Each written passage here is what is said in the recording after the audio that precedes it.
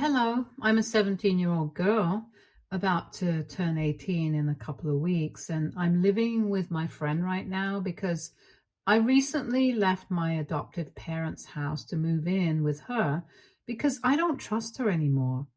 I don't have any other family, and technically, even they are not my family, especially not after what I found out about them. They adopted me when I was 11 years old, almost 6 years ago, after my parents passed away in a deadly car crash. My parents had eloped, so they did not have any contact with their family members. They had tried to reach out to their respective families a couple of years after I was born, but had been rejected. I don't know for what reason. I never got to find out either because they had always promised me that they would tell me I was old enough. But by the time I was old, they had already passed away. My adoptive parents, who I had been living with ever since my parents passed away, used to be really close friends with my parents when they were alive. Let's call them Jack and Nora, since I'm obviously not going to call them mom and dad. I never have and I never will. Anyway, after my parents passed away in that car accident, they decided to adopt me. My parents did not have any contact with their family. And when their lawyer tried to reach out to them to ask if they would be willing to take me in, they refused to do so. So there was no other option but to live with Jack and Nora, otherwise I would end up in the foster home system, and that was not something that seemed like a feasible option for me. And back then, Jack and Nora were pretty nice to me. I did not have a particularly close relationship with them, but I knew very well that if I did not agree to live with them, things would be even bleaker for me.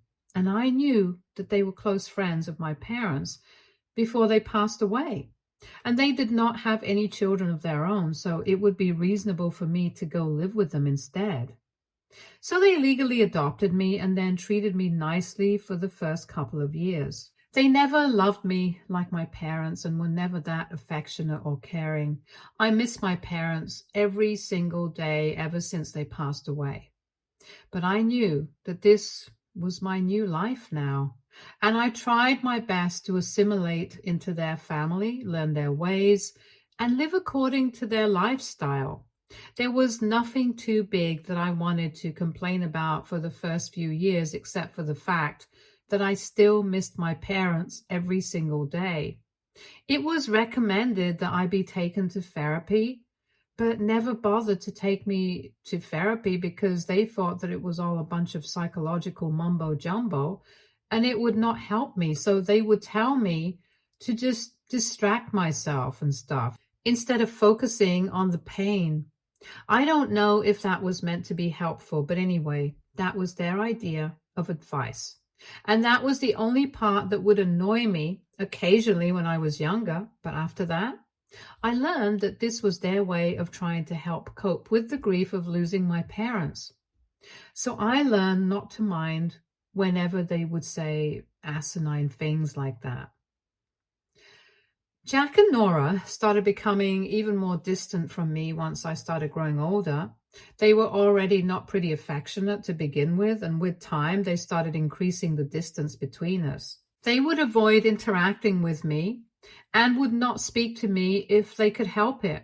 Around the age of 15, I almost started feeling like I was living with strangers, and these people did not care about me one bit.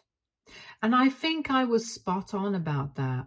I was living with people who did not want anything to do with me. I don't even know why they had adopted me in the first place, since all along they were just planning to treat me like I did not even matter to them, and they did not even want me around. I used to feel so confused and lost about why they were treating me like that. But every time that I would try to confront them about it or talk with them about it, they would just tell me that I was imagining things and they were always there for me, so I did not need to be so paranoid. Well, that was all a load of crap. Now that I know the truth, I'll get to what I'm talking about in a couple of minutes. But before that, Let me just tell you guys about what happened a couple of weeks ago. I think about a couple of weeks ago, I was finally done with my finals week and about to graduate from high school. I had already applied to a bunch of colleges and I had also started saving up for college since last year. I did not know exactly how I was going to manage to be able to pay for everything because I was not sure if my adoptive parents would be willing to cover my college tuition. I hadn't talked to Jack or Nora about any of this because even though I knew they would have the money and would find it very easy to cover my expenses if I wanted to go to college, I was not sure if they would be willing to do it. Money was never the issue. Their willingness to do it was in question. And I thought that it would be too weird to ask them for money when I barely even had a relationship with them. So I had taken a bunch of jobs after school to save up some money. But that was never going to be enough to cover the cost of going to college, and I had always known that. So I knew that eventually I would have to talk to them about it. I was just putting it off for as long as I could because I did not want to go through with that awkward conversation. Anyway, once I had graduated from high school, I decided that I would have to talk to them. Since I had even heard back from a couple of colleges and I did not want to put this off any longer, so I decided to rip off the Band-Aid once and for all, and I had that conversation with them 2 weeks ago, which did not go very well. I did not intend to ask them to provide for me all my life or whatever it was that they misconstrued my words to be.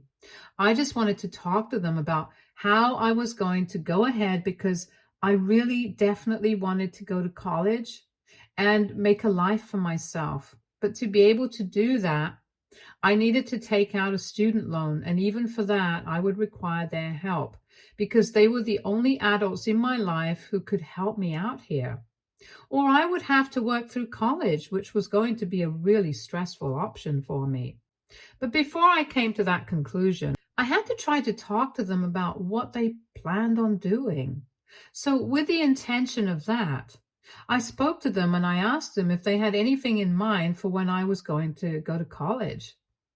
They were kind of shocked because we had never discussed this before, and that was my fault. I acknowledged that.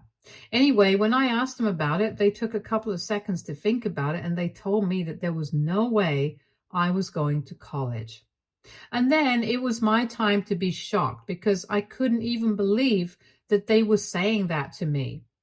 At the very last moment, after I had already applied to a bunch of places, they told me that I was forbidden from going to college because that would require a lot of money, and they believed that I needed to stay here and work for a couple more years, gather some real life experiences, and then maybe I would be ready for college when I would be able to pay for it with my own money and would not have to rely on anybody else. I was really pissed off and told him that they had no right to say that. And they told me that they had every right to say whatever they wanted to me because I actually owed my life to them. Because had they not adopted me when my parents had passed away, I would probably be on the streets right now and would never have had known any of the luxury that I had because they had adopted me. So they pretty much own me and I would have to listen to them.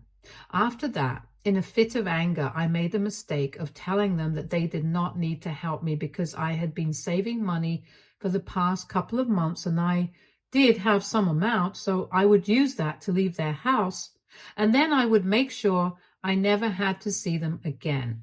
I did not need any more favors from them. I told them that if they really hated me so much, that they should never have adopted me in the first place. That really set them off, and they told me that since I did have some money saved up, I could do the honorable thing and start paying them back for everything that they had done for me. I was dumbstruck by the things that they were saying, and I just didn't know how to respond. So I just walked out of that conversation, but after that, they told me that they were serious about the things that they had said. I really was not going to be able to go to college because the money that I had put together so that I would be able to afford college was going to be taken away from me since I had so much to say. I would have to pay them back for all the things that I had said. And even though I knew that I was not legally bound to do any of it, I was too proud by nature and I couldn't help myself. So I told them that they could take whatever they wanted in the future. I would earn probably 100 times more, and then I would throw that money on their faces. Since then, we have not been on talking terms, and they seem pretty happy about what they have accomplished. They have forbidden me from going to college and have decided to take the money that I had saved up for myself in the last couple of months. I was at my wit's end about what to do next because I really did not want to give up on this opportunity. And at the same time, I did not want to be a beggar and have to ask anybody else for money. So I decided to start with some digging to find out the reason that they were acting this way.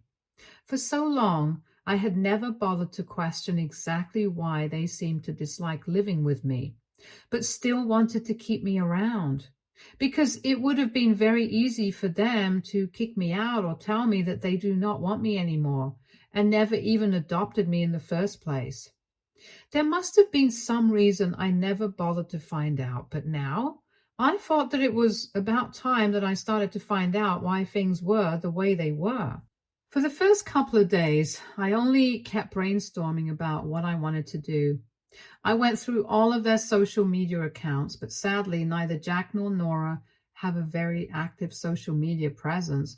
And I don't even know why I bothered with that because I knew that it would be a dead end. But then I didn't know what else to do.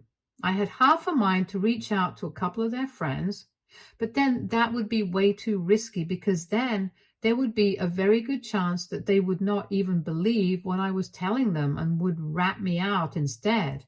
And I didn't want that to happen. So it was really frustrating for the first couple of days. But then I thought that instead of going into their background, I could start where everything had begun. So I decided to speak to my parents' lawyer, who had finalized all the adoption details and paperwork when Jack and Nora were in the process of taking me in. I don't know why. I just had a gut feeling that it would lead me somewhere. And bingo, it did.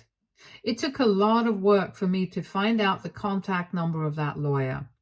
But I knew him by name, and I used to call him Uncle Jacob, fake name. And I had interacted with him a lot when I was younger, right in the aftermath of my parents passing away. Slowly but steadily, I had sort of lost touch with him, but I remembered his name and how he looked. So I was able to find him through the power of the internet. And when I found out his email address, I dropped him a message and sent it to him via email. I did not talk about much. I just mentioned that I had something important to talk about with him because I did not want to leave a paper trail. And then I gave him my number so he could call me. 2 days after that, I finally received a call from him, and he sounded pretty confused as to why I was reaching out to him after so many years. But then I told him everything that had been happening, and I had been keeping this in for a really long time. So it was necessary for me to get it all out there in the open. I told him about how Jack and Nora had been treating me, and I asked him if there was anything that I needed to know, because this sort of behavior, it was just confusing and weird. And I really wanted to know the truth about what was going on, because I was sure that there was more to this than whatever people were letting me in on. And I wanted to find out what was happening. And I'm so glad that I did, because that's how I was finally able to find out the real reason why Jack and Nora had adopted me in the first place. It took a little bit of convincing, but I was finally able to get it through to my parents and lawyer that I was actually in trouble and I couldn't go. So he finally broke his promise to the people that he had made that promise to and told me the truth about what was actually going on. He told me that indeed my parents had been cut off by their families and they had rejected the offer to adopt me and take me in after my parents passed away, since they did not want to have any contact with me. But my grandmother on my dad's side of the family probably felt bad about what was going on and decided to reach out to the lawyer in private and told him that she would be willing to take care of me all my life financially, but he just had to look for a family to take me in. Every little expense of mine would be taken care of, and she would make sure that she sent a big fat check to the family adopting me to make sure that there was some incentive to take me in. And she wanted somebody to let me live with them until I was an adult. She told me that she would make sure that she did this until I turned 18 and decided to go to college. After which, she would only take care of my college funds, but that money would come into my account directly. And my adoptive parents would not have to be the middleman anymore. Jack and Nora knew about this since the lawyer had told them, and that's really why they had adopted me, because of the child support money that my grandmother would be sending them. She also had a clause that said that her identity would have to remain a secret because she did not want anybody to be able to find out what she was doing, since her family seriously did not want any sort of contact with me. I don't know why that is. I'll find out later and let you guys know. But for now, I know for a fact that Jack and Nora did not adopt me out of the goodness of their hearts as they had claimed to. But the child support checks that they knew they would be encashing every single month, thanks to my grandma. Now, honestly, everything makes so much more sense since I know what Jack and Nora really intended on doing. And after I found out the truth, I decided to leave their house that day because I was not going to allow us to carry on anymore. Ever since I left, I've been living with a friend of mine, and I have been trying to convince my parents' lawyer to put me in touch with my grandma because I think she's the only way that I can get out of this mess. And I know he was not supposed to tell me the truth, and that put him in breach of the contract that everybody has signed. But honestly, I don't even care about any contract or anything now. I wanted to go to college and fix my life, and my grandma is the ticket out of this, so I desperately need her to get in touch with me, so I'm trying to convince the lawyer of that. I also made the mistake of letting Jack and Nora know after I left. But I knew the truth now, and I told him that I would never be coming back, and they would never be living off of the money that was being sent for my expenses anymore, like they had been doing so far. They also had to return the money that they had taken from me because they had not spent a single dollar on me ever since I started living with them, and I did not owe them anything. They think that I am being selfish because apparently it's their belief that I owe my life to them.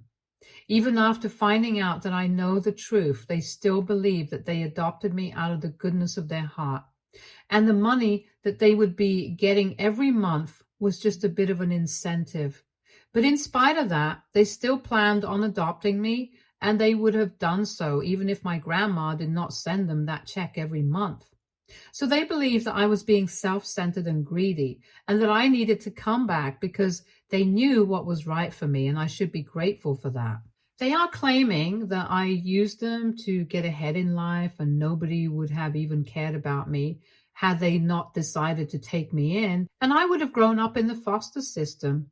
I'm pretty sure that if they hadn't taken me in, somebody else might have, or I might have gone into the system. But that's still better than being treated like this. I know that's a big deal to say something like that, but I don't even care anymore. The only reason I'm even here, second guessing myself, is because I have so many mixed emotions right now that I can't trust my judgment. So AITA for leaving my adoptive parents after I found out that they had only taken me in because my grandma was sending child support money to them. Update 1. Hi, thank you for the overwhelming response to my post. I'm still living with my friend. Almost 8 days have passed since I left my house, or rather, since I left Jack and Nora's house. That was never my home anyway. But coming to what happened, I have decided to block them and move on with my life. I still haven't heard back from my grandma, and my lawyer keeps telling me that she doesn't want to get in touch with me because she's scared. What she is scared of, I have no idea. I find it a little frustrating that she is ready to financially support me for 18 years, but when it comes to actually standing up for me and taking me in, she's suddenly scared. I don't even understand what my parents have done to piss their families off in such a way that they are afraid of even interacting with me. It's just a huge mess right now, and I'm just lucky that my friend is letting me live with her and being so supportive. Jack and Nora are still trying to get in touch with me, probably because they want to make me the cash cow for a couple more years, like they had initially intended to. I can't believe that they still think that I'm going to come back with them after everything that I have found out. That is just never going to happen. So they can probably just stop trying to talk to my friends and parents and telling them that I'm crazy and stuff just so that they can kick me out of the house, and I will be forced to come back to them. These stupid tactics are not going to work because my friend's parents are sane people and they know the truth. They know that I would never lie about something like this. So they trust me blindly, and they are never going to believe what Jack and Nora are saying about me and kick me out on their word. It's around this time that I start missing my parents a little more, since I know that if they were still alive, I would never have to deal with any of this. My life would be just as easy as anybody else's, but unfortunately, here I am, stuck in this weird situation without any idea about how I was going to be able to deal with this insanity. My only hope right now is that somehow I'm able to get back in touch with my grandma and she is able to stand up for me for the one time that actually counts. I don't know what my parents have done, and honestly, at this point, I'm not even interested in finding out because I just want what's best for my future. So, no matter what we have done, I just hope that my grandma gets in touch with me and accepts me instead of pushing me away like she has done for the past 18 years. Update 2. Hello. So 2 whole weeks have passed since I started living with my friend. She and her parents have told me that I can make myself comfortable and live with them for as long as I need to, until this whole thing is sorted out, or at least until I'm able to go to college. And I'm really grateful for that. So at least I don't have to worry about having a place to live. But anyway, a couple of days ago, I was finally able to find out why it is that my grandparents don't want to speak to me and my parents' families are pissed off at them. And it's not a pretty reason. I can kind of understand why their families cut them off, but honestly, even then, I think it's kind of a mean thing to not accept me either. Because my parents are gone now, and family was supposed to be the one thing that I could count on. They disowned me and never took me in and did not treat me as one of their own, which is just a little harsh to me. So my father was actually involved with my aunt before he got married to my mother. It's crazy because I didn't even know that my mother had a younger sister. But yes, that's what was supposed to happen. My dad was supposed to get married to my aunt, but unfortunately, my mother and father started developing feelings for each other during the wedding preparation. And just about 3 days before the wedding was supposed to take place, they eloped. Their families were disgraced, and they literally became the talk of the town. It was a huge scandal, and even now, people still talk about it because they used to live in a relatively small town. Everybody knew everybody, so it was really hard to quash this news, and it left my aunt in shambles. She took to drinking after that incident and still hasn't been able to stop. Unfortunately, her alcoholism is what pretty much ruined all her chances of having a good life. And now she lives off of the money of her parents and hasn't been able to do a single thing for herself.